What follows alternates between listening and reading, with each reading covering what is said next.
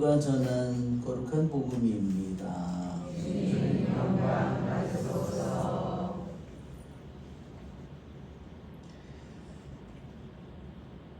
그때 사도들이 예수님께 모여와 자기들이 한 일과 가르친 것을 다 보고하였다. 그러자 예수님께서 그들에게 너희는 따로 외딴 곳으로 가서 좀 쉬어라 하고 말씀하셨다. 오고 가는 사람들이 너무 많아 음식을 먹을 겨를조차 없었던 것이다. 그래서 그들은 따로 배를 타고 외딴 곳으로 떠나갔다. 그러자 많은 사람이 그들이 떠나는 것을 보고 모든 고을에서 나와 육로로 함께 달려가 그들보다 먼저 그곳에 다다랐다. 예수님께서는 배에서 내리시어 많은 군중을 보시고 가엾은 마음이 드셨다. 그들이 목자 없는 양들 같았기 때문이다. 그래서 그들에게 많은 것을 가르쳐 주기 시작하셨다. 주님의 말씀입니다. 그리스도님 참여합니다. 예수님.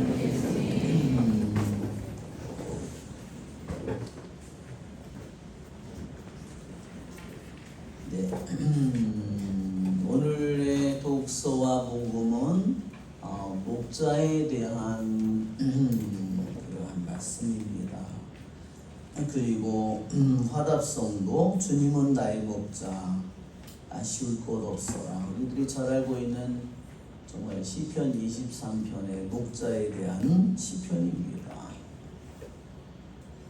그분은 우리들의 영원한 주님이고 우리들을 이 세상의 수많은 영적인 늑대와 사자와 영적인 수많은 뱀들과 이러한 속에서 살아가는 우리들을 인도하시는 영원한 천국으로 우리를 하느님께로 인도하시는 우리의 목자이신 주님이십니다.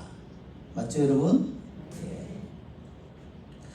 요즘에 저는 또 이 33일 봉헌 기도를 하면서 정말 그 봉헌 거를 책을 읽고 그것을 묵상하는 정말 커다란 기쁨을 지금 누리고 있습니다. 정말로 감사를 드립니다.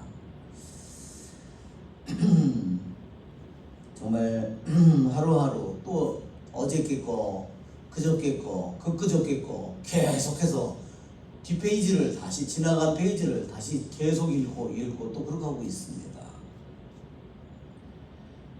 아마 세상 일이라면은 금방 실증을 났을 텐데 실증이 나는 게 아니라 다시 한번 그 기절들을 다시 읽고 음미하면서 그것이 왜냐면 우리들 내 자신과 관련되어 있는 것이기 때문에 나의 모습과 관련되어 있는 것이기 때문에 우리는 주님께서 우리들을 당신의 말씀으로 오늘도 말씀으로 목자 없는 양들 같은 그들을 가엾이 여기신 예수님께서 그들에게 많은 것을 가르쳐 주기 시작했다 했습니다.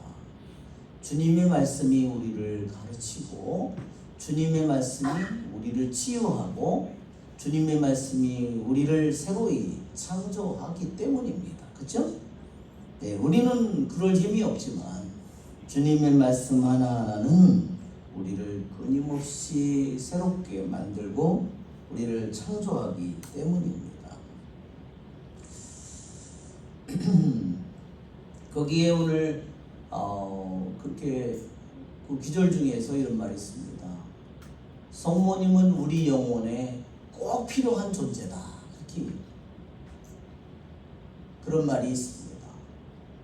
개신교에서는 도저히 이해할 수 없는 말입니다. 왜 성모님이 왜 꼭 필요해 구원에? 그렇게 생각할 수 있습니다. 우리 성 베르나르도가 우리에게 어떻게 설명을 했는지 한번 볼까요? 성 베르나르도가 거기에 성 베르나르도의 동영상이 있을 것 같습니다.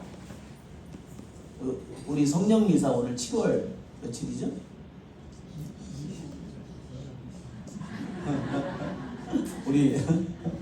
우리 애기 목소리가 나잖아.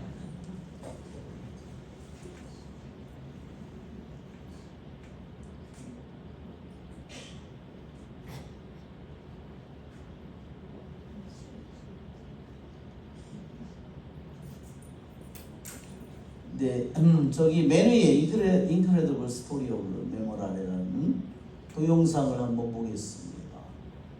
이것은 한 요쯤 가면 좋을 것 같아요.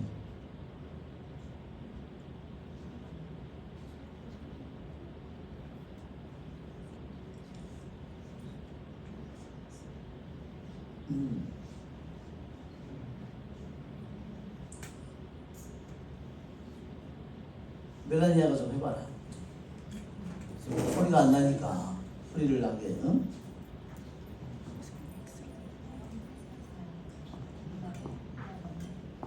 소리를 더 키워야 될 것 같아요.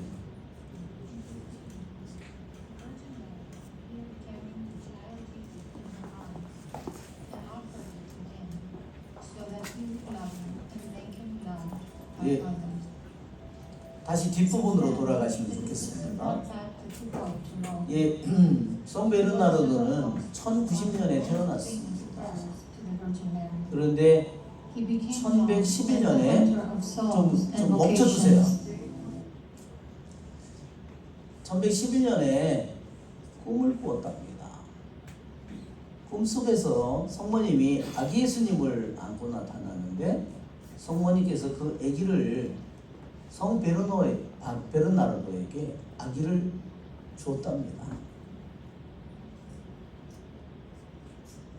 성 베르나르도는 꿈속에서 아기 예수님을 안고 자기 자신을 90년에 태어났으니까 그때가 뭐 21살인가요? 자기 자신을 주님께 봉헌하기로 결심했다고 합니다. 그리고 자기의 유일한 꿈은 자기가 성독에 이르는 것이 일생에 자기의 가장 커다란 꿈이 성공을 하는 게 아니라 성독에 이르는 것이었다. 즉 예수님을 닮는 것이 그의 꿈이었다는 겁니다. And the oracle of Christendom. 네, 또 조금 더 가면 좋겠네요.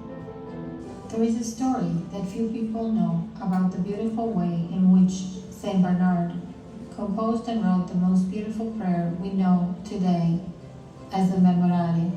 And it goes like this. 그리고 이 성 베르나르도가 그때 이제 성모님께서 아기 예수님을 주었을 때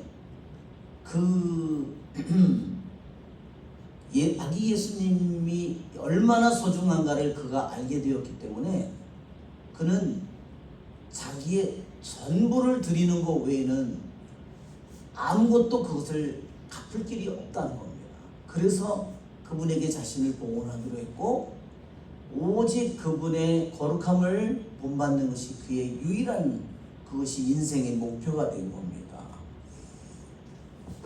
Saint Bernard was very rarely in his monastery, since he was always traveling and busy with many occupations. One of his most famous verses was 여기 보면 지금 얘기가 나오는데 이게 거기에 수도원이었습니다. 부르군디에 있는 시토의 수도원이었는데 이 자기 방에서 맨날 저 복도를 거쳐서 이렇게 기도하는 성당으로 가든지 그러는 거죠. 그런데 항상 자기 방에서 정말로 조그만 자기 방에서 나와서 그 기도하는 성당으로 가는 이 복도를 걸어올 때 거기에 성모상이 있었다는 겁니다. 그런데 항상 거기를 지나다닐 때마다 베르나르도는 어떻게 했냐면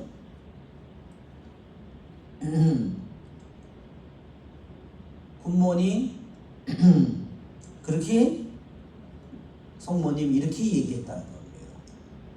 항상 지나다닐 때마다 아침 저녁으로 안녕하세요 성모님 말하자면 이런 식으로 매일 그렇게 짧은 인사를 드린 거예요.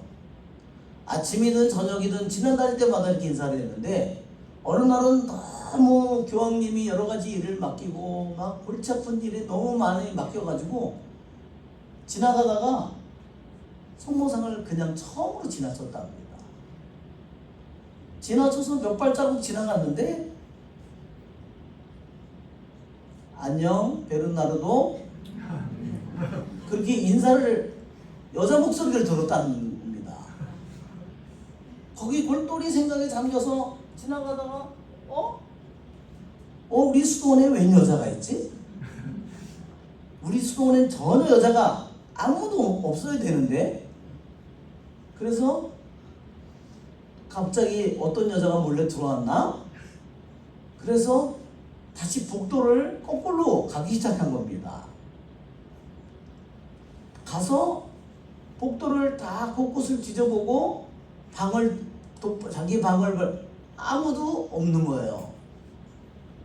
도대체 누구지? 그러면서 다시 두 번째로 성모상 앞을 두 번째로 또 인사를 안 하고 지나갔다는 겁니다. 다시. 그랬더니 안녕 베르나르도 이렇게 또 이제 그 순간에 뒤를 딱 돌아본 겁니다. 근데 뭐를 봤을까요? 성모상밖에 없고 그 순간에 그 목소리가 성모님이었다는 것을 그 순간에 깨달은 겁니다. 무릎을 털썩 꿇고 눈에 눈물이 가득 차서 그때 성모님에게 그때 기도를 바쳤다는 겁니다. 이것이 그 순간에 이 베르나르도 마음속에서 메모라레라는 기도가 그의 마음속에서 이제 자기도 모르게 그냥 그 기도가 나왔답니다. 지금도 메모라레라는 그런 기도를 우리들 아는 사람들도 있을 겁니다. Was these wretched occupations. On his rare occasions, when he was in his convent, every morning when he left his cell and walked through the corridor where there was a statue of the Virgin Mary, because of his great devotion to the Blessed Mother of God and to show his devotion to her, he would greet Our Lady with a "Good morning, Maria." As he passed by, the same thing happened hundreds of times as the years went by. He continued this practice of every day greeting the Virgin Mary, every morning and every night. One morning, as he was so overtaken by his thoughts and occupations, because he took care of everything, he left his cell and walking through the corridor, he passed by the statue of the Virgin Mary and forgot for the first time in all those years to greet the Virgin Mary, as was his 성모님에게 custom. 인사하는 걸 처음으로 몇 년 동안 수백 번을 그렇게 그거를 맨날 습관처럼 돼 있었는데 처음으로 그걸 잊어버리고 지나간 겁니다. As he kept walking and taking a few steps forward, he heard someone say, "Good morning, Bernard." 네. Saint Bernard stopped in his tracks and thought to himself, "This is a woman's voice in the monastery." 이 스토리 웬 여자 목소리야? And he turned back, a bit angered, thinking, how could there be a 걱정하면서 woman here? 다 찾아본 거죠. He then started walking around through the corridors and opening the doors of the cells. And when he didn't find anyone there, he said to himself, "Well, I must have imagined it. 내가 See, I am so taken with my thoughts and occupations." So he started to walk back to return through the corridor towards the church. As he walked again by the statue of the Virgin Mary, forgetting for the second time to greet her, 두 번째로 또 he heard a 지나간 거 woman's voice 잊어버리고 greeting him again with a "Good morning, Bernard." At this point, he turned around immediately and seeing that there was nobody there at the statue of the Virgin Mary, He understood and immediately falling to his knees and perceiving and understanding what had just happened from the depths 무슨 일이 of his 일어났는가를 이제 금방 알았죠. 자, 우리 이 성 베르나르도가 그 한 그런 삶 속에 얼마나 성모님을 깊이 사랑했는가. 자, 다음 이제 이 영상은 나가서 우리 성 베르나르도가 쓴 글이 있습니다. 성 베르나르도의 성모님에 대한 강론입니다.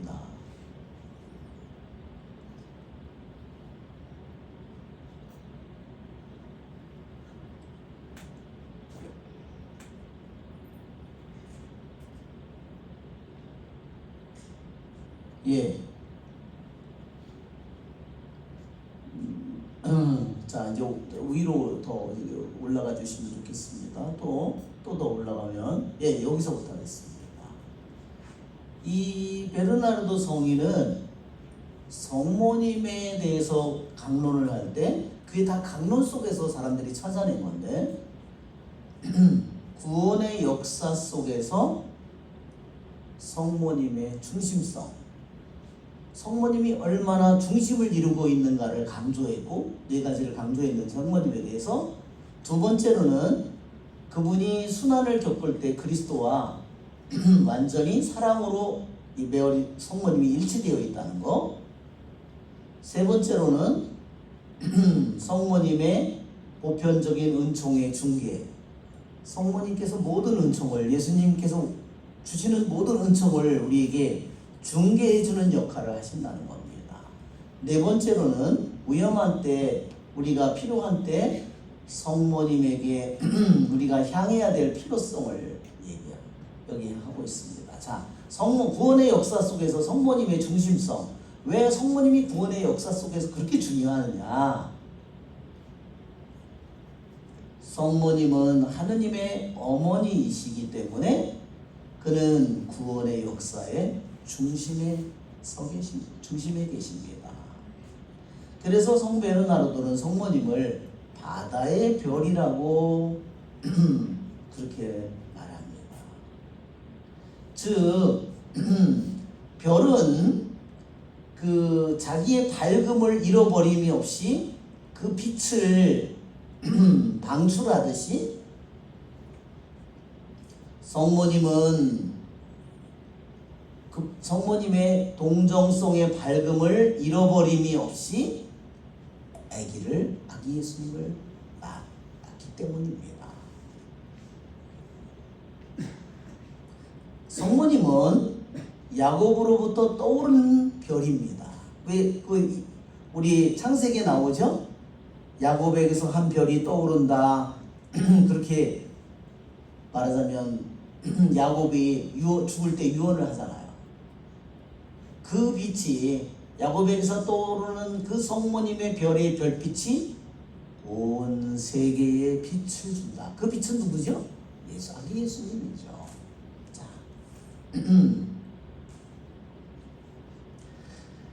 성모님의 동정성보다 더욱더 중요한 것은 성모님의 겸손함입니다.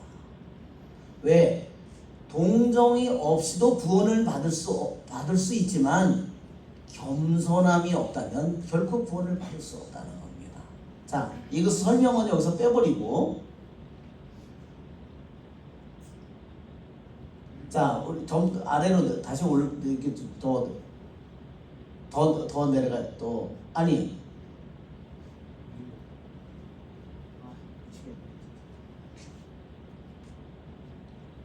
거기다 그냥 내버려둬 보세요.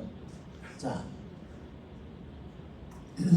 왜 성모님께서 구원에 있어서 중심의 역할을 하느냐?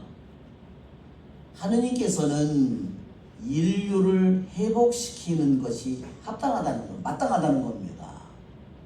타락한 후에 인류를 회복시키는 것이 마땅한 일이다. 어떻게? 한 남자와 여자의 협력을 통해서 온 인류를 회복하는 것이 마땅합니다. 왜 그렇죠? 한 여자와 한 남자를 통해서 우리들에게 타락이 왔기 때문입니다. 천국을 잃어버렸기 때문입니다. 사랑받는 그대여, 첫 번째 남자와 첫 번째 여자가 우리에게 정말로 어마어마한 해악을 입혔다.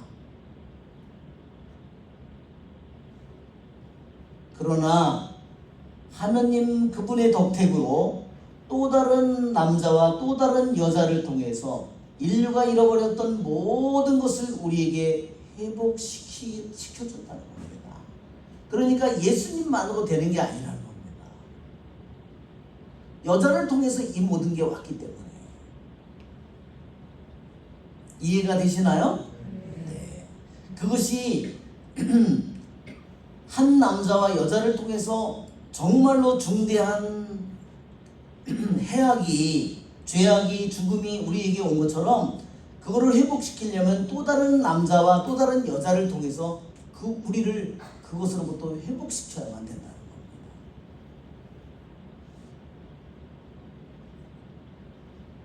즉 남자와 여자에 통해서 우리 인류의 황폐함이 말하자면 일어났다고 한다면 바로 우리를 회복하는 데 있어서도 남자와 여자가 같이 두 성이 필요로 하다는 겁니다. 자,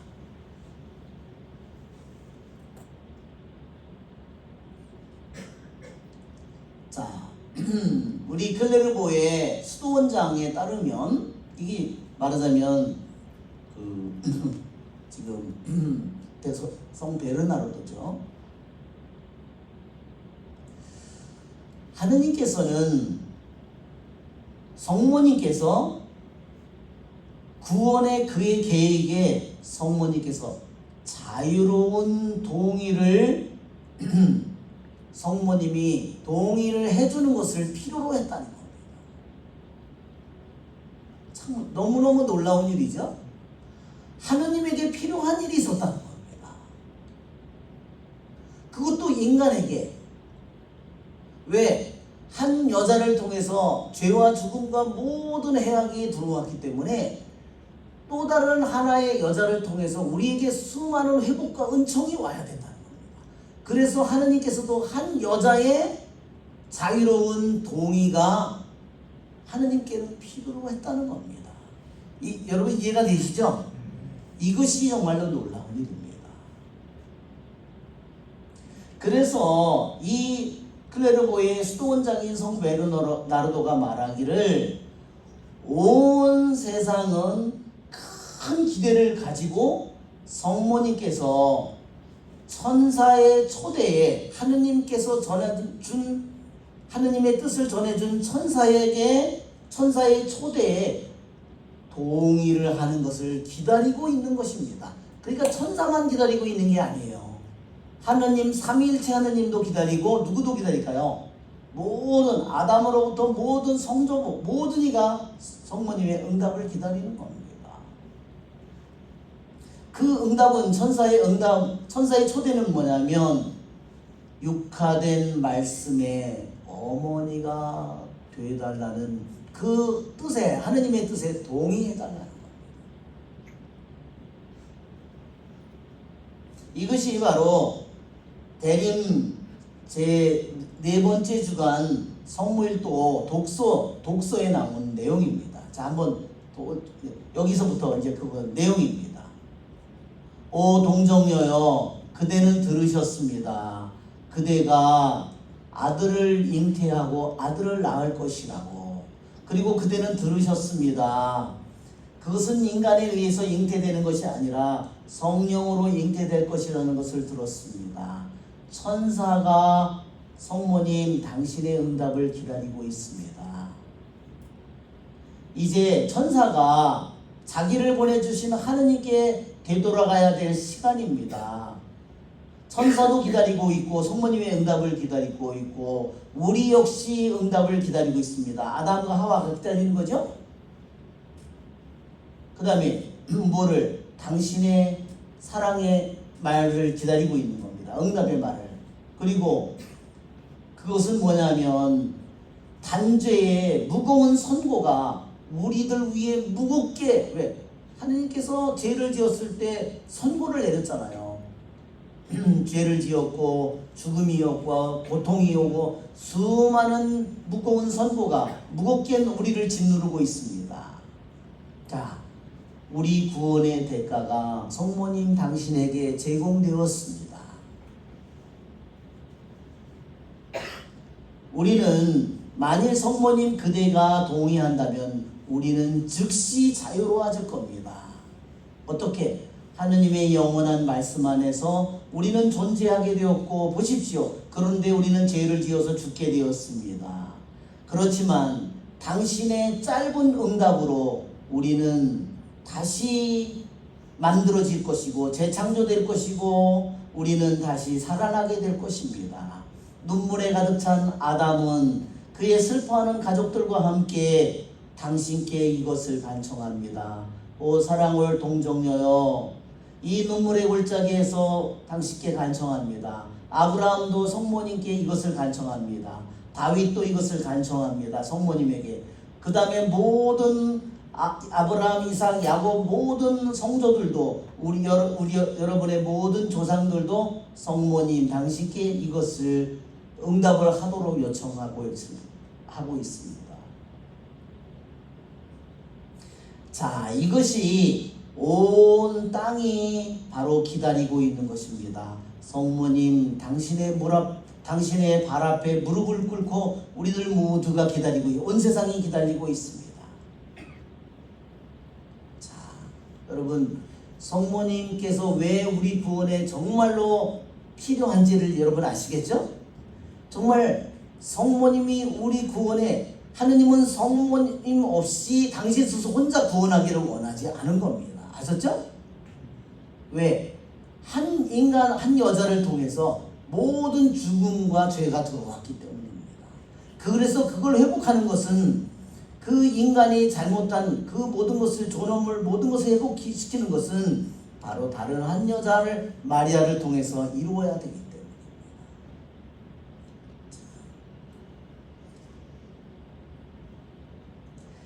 자, 오늘 우리는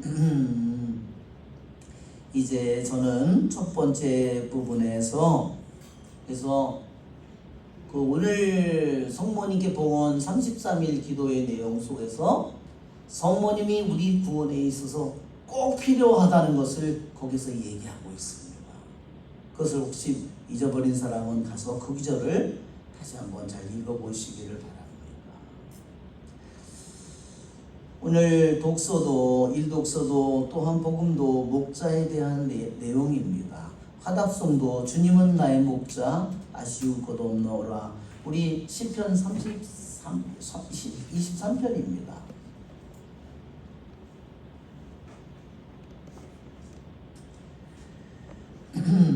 이 세상에 우리를 완전히 모든 것을 만족시켜 줄 수 있는 것은 주님밖에 없습니다. 그렇죠? 우리들이 아무리 맛있는 음식을 먹어도 한 끼가 지나면 다시 배가 고파집니다. 그렇죠? 그렇죠? 네. 우리들이 이 세상에 있는 모든 것들은 유한하고 우리들에게 일시적인 만족을 가져다 줍니다. 우리를 영원히 만족시킬 수 있는 것은 오직 주님밖에 없습니다.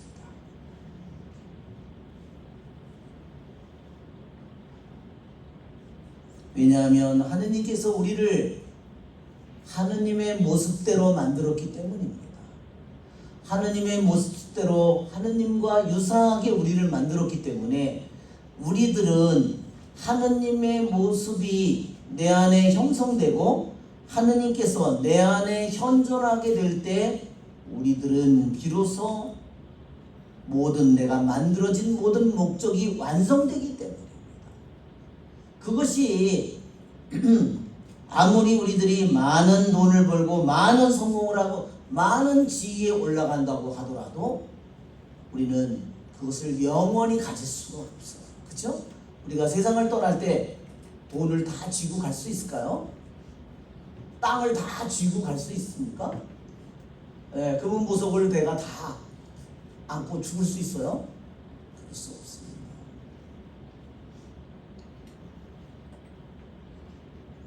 오직 주님만이 나의 모든 것이 될 수 있는 분입니다. 왜? 그분은 모든 것이기 때문에. 세상이 존재하지 않았을 때 오직 하느님만이 영원히 존재했고, 그분에게서, 그분의 말씀에서, 그분의 뜻에서 이 세상 모든 것들이 나왔기 때문입니다. 모든 것이 그분의 안에서 나왔고, 그분의 뜻 안에서 나왔고, 모든 것은 다시 그분 안으로 돌아갈 것입니다. 그러므로 여러분, 우리들이 주님이 나의 목자가 되지 않는다면, 주님이 나의 영원한 주님이 되지 않는다면, 나는 이 세상에 태어나서 신자가 되어서 가장 불행한 사람의 삶을 살게 되는 겁니다.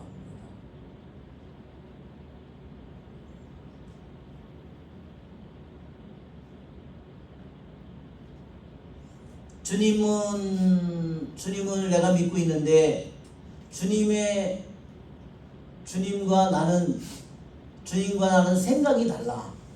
주님과 나는 뜻이 다르다. 한번 생각해 보십시오. 주님과 나는 사고방식이 다르다. 그러면 나는 아침에 눈을 떠서 내가 생각하고, 내가 뜻하고, 내가 좋아하고, 사랑하고, 내가 선택하는 모든 삶은 주님과 뜻이 다르다면 주님을 거스르는 건데, 한번 생각해 보십시오. 얼마나 소름 끼치는 일인가 한번 생각해 보십시오.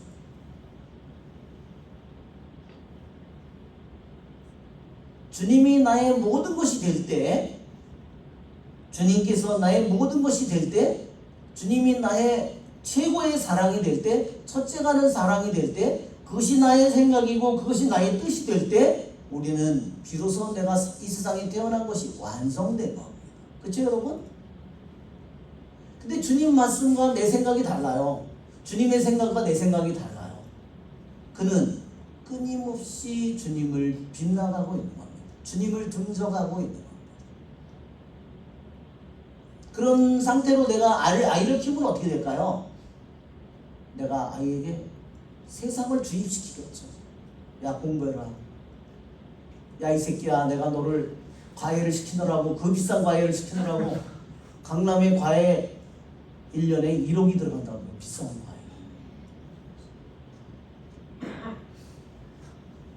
그렇게 가르치는 사람 한번 생각해 보세요.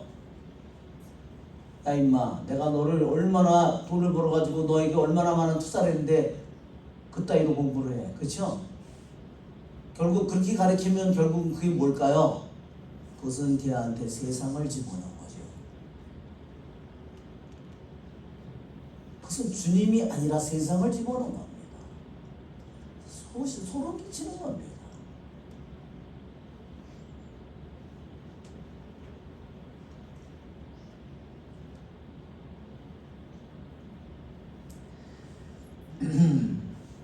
주님께서 오늘 주님은 나의 목자 하시고 곧 없어라. 푸른 풀밭에 나를 쉬게 하시고 잔잔한 물가로 나를 이끄시어 내 영혼에 생기를 돋우어 주시니, 주님이 나의 주님이고 주님이 나의 생각의 주인이고 나의 뜻의 주인이 되지 않았는데 어떻게 내가 주님 안에서 쉬겠습니까? 어떻게 내 영혼 안에 평화가 오겠습니까? 내 영혼 안에 어떻게 잔잔함이 오겠습니까? 내 영혼에 어떻게 생기가 오겠습니까?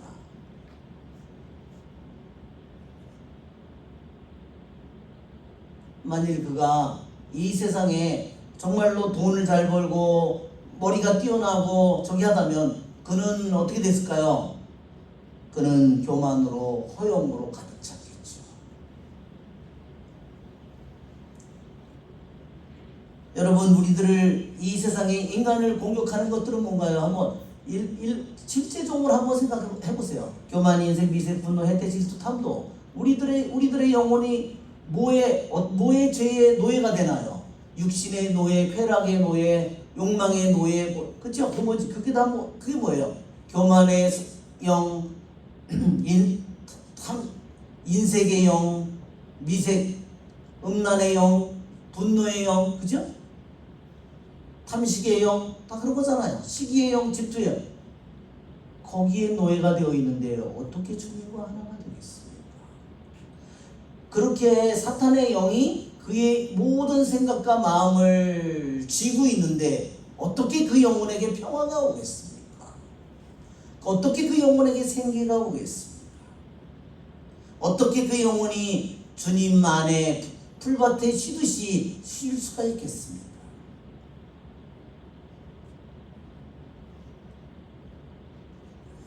주님이 나의 목자가 될 때, 그럴 때 나의 생각은 올바라질 것이고 나의 뜻은 올바라질 것이고 내 사고방식은 올바라질 것이고 내가 가는 발걸음이 올바라질 것이고 나의 눈길이 올바라질 거고 내 발길이 올바른 길로 가게 되죠. 그래서 당신 이름을 위하여 나를 바른 길로 이끌어 주시네. 주님이 나의 주님이 되지 않으면 내 생각과 내 뜻의 주인이 되지 않는데 어떻게 바른 길로 내가 가겠습니까? 그는 끊임없이 자기의 욕망을 따라서 육신의 쾌락을 따라서 육신의 노예가 되어서, 그렇죠? 끊임없이 자기만을 내세우고 자기만을, 자기 삶만, 자기만을 위해서 사는데 어떻게 주님의 말씀과 뜻을 따라서 바른 길로 걸어가겠습니까? 그는 끊임없이 죄의 골짜기를, 죽음의 골짜기를 끊임없이 걸어갈 수밖에 없습니다.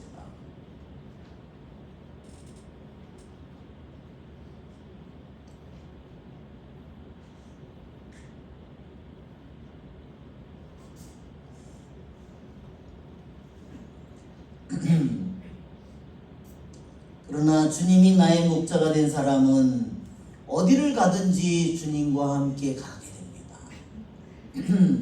어려운 시간을 가든 힘든 시간을 자기에게 맞이하든 외로운 시간이 자기에게 오든 병고가 오든 어려움이 오든 박해가 오든 그는 주님과 함께 그 길을 걸어갑니다. 그러기에 그는 세상에서 많은 고통을 겪겠지만 당신의 막대와 지팡이에 당신께서 그와 함께 계시기에 그는 그것이 그의 위로이고 그의 힘이 되고, 그러기에 그는 수많은 고통을 겪지만 두려움이 없는 길을 걸어가게 될 것입니다. 원수들이 보는 앞에서 상을 차려주시고 머리에 향유를 발라주시고 제 술잔 넘치도록 가득하옵니다. 예, 여러분, 정말 우리는 다윗이 정말 소년이었을 때 자기 형들, 모든 형들, 위에 7명의 형들 놔두고 그가 머리에 향유를, 사무엘 예언자가 그의 머리에 향유를 부었습니다. 그의 그날로부터 주님의 영이 다윗에게 머물렀습니다. 그는 자기 하느님께서 자신의 인생에 정말로 넘치도록 자기에게 힘과 능력을 자기에게 부어주셨음을 그는 알게 되었습니다. 그는 자기보다 강한 원수든 삼손이든 그는 모든 것들을 물리칠 그러한 힘을 갖게 되었고 그를 향유를 그에게 발라 주어서 그를 하느님께서 모든 이스라엘 백성 위에 가장 뛰어난 임금으로 그를 삼아 주셨기 때문입니다. 저는 이 시편을 보면서 이제 이런 식으로만 시편을 생각했는데 오늘 이 시편을 또한 새롭게 깨닫게 되었습니다.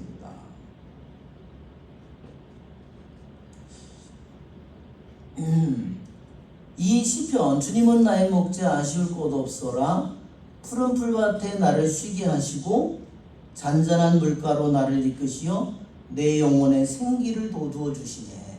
이것을 시편은, 이 시편 23편은요 우리가 어느 때 가톨릭에서 이 시편을 노래하냐면요, 성물도를 바치는데, 언제 이거 바치는지 아십니까? 22편은요 어떤 거냐면 저의 하느님 저의 하느님 어찌하여 저를 버리시나이까. 22편이에요. 그죠? 그건 언제 우리가 부를 것 같아요? 금요일날 십자가 위에서 예수님께서 못 박혀 죽으시기 직전에 저희 하느님 저희 하느님 어찌하여 저를 버리셨나이까. 그게 시편 22편이에요. 22편에 성금요일날 부르고요, 부활 성토요일날 시편 23편을 부르는 겁니다. 그래서 여기에 푸른 풀밭에 나를 쉬게 하시고 잔잔한 물가로 나를 이끄시어 내 영혼에 생기를 주셨다. 이것은 가톨릭에서 이것인 예수님의 죽음과 부활을 통해서 그분이 얻은 모든 은총을 우리에게 주는 세례의 은총, 세례성사라는 겁니다. 이 푸른 풀밭에 나를 쉬게 하시고 잔잔한 물가로 내 영혼에 생기를 주는 것은 우리들의 죄로 가득한 우리의 영혼을 씻어주시고 우리를 쉬게 해주시고 우리들에게 영원한 생명을, 우리에게 생기를 주시는 세례성사를 가리킵니다. 그러기에 세례성사를 받은 우리는 비록 내가 육신의 죽음이 나에게 온다고 하더라도, 어두운 골짜기를 간다 하더라도 나는 두려워하지 않을 것이라는 겁니다. 왜? 나에게 이제는 영원한 죽음이 나에게 끝났기 때문입니다. 그러기에 내가 죽음의 길을, 어두운 골짜기를 내가 간다고 하더라도 당신과 함께 갈 것이고, 그러기에 두려움이 없다고 말한다는 겁니다. 여기에 당신의 막대와 지팡이는 십자가를 가리킨다는 겁니다. 그 다음에 원수들 보는 앞에서 제게 상을 차려주시고, 이 상은 뭘까요, 여러분? 이것은 성체성사라는 겁니다. 그리고 머리에 향유를 발라주신다. 이건 뭘까요? 이것은 견진성사라는 겁니다. 머리에 향유를 발라주셔서 그의 영혼에 술잔이 넘치는, 기쁨의 축복이 넘치는 견진성사를 가리킵니다. 예, 저는 오늘 정말 그것을 보면서 너무너무 감사를 드렸습니다. 우리 이 가톨릭 교회가 이 시편 23편을 우리들이 가톨릭 신자가 누리는, 여기에 상을 차려주시고, 우리의 상이, 미사를 드릴 때 우리에게는 상이 뭐가 있어요? 말씀의 상이 있고요, 식탁이 있고요, 성체의 식탁이 있거든요. 두 개의 식탁이 있는 겁니다. 그리고 우리들의 머리에 향유를, 우리의 머리에 세례 때도 향유를 발라주었고요, 그쵸? 세례 때도 이마에 십자표로 향유를 발라주었고, 성유를 발라주었고, 견진 때도 우리의 이마에 성유를 그 세례와 성체와 견진 성사의 이 은총이 우리에게 끊임없이 우리들의 머리로부터 아론의 수염에까지 흘러내린다고 하는 것처럼, 옷깃에까지 흘러내린 것처럼 우리들에게 끊임없이 흘러내리고, 그분의 우리에게 주신 사랑의 이 축복의 술잔이 우리들에게 끊임없이 일생 내내 우리들에게 미사를 통해서 흘러넘치는 것입니다. 우리의 좋으신 주님을 찬미합시다.